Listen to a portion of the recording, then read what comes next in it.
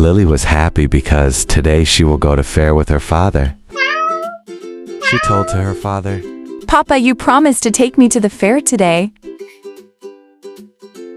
"Yes, my little princess. After my meeting, we'll go together."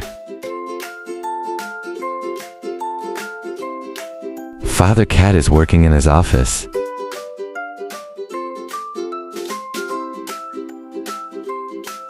She was happy and excited. Sun is setting down.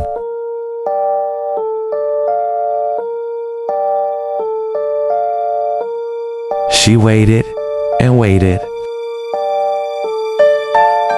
She fell asleep waiting for her hero.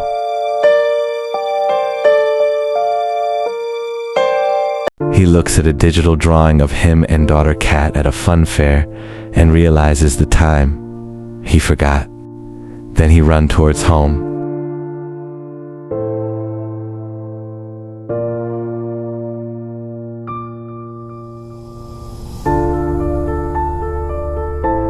She waited for me and I wasn't there, but I'll make her smile again. I promise. He took some paper and tried to make interesting for her. Next morning, he gave paper crown. Papa kept his promise in his own way.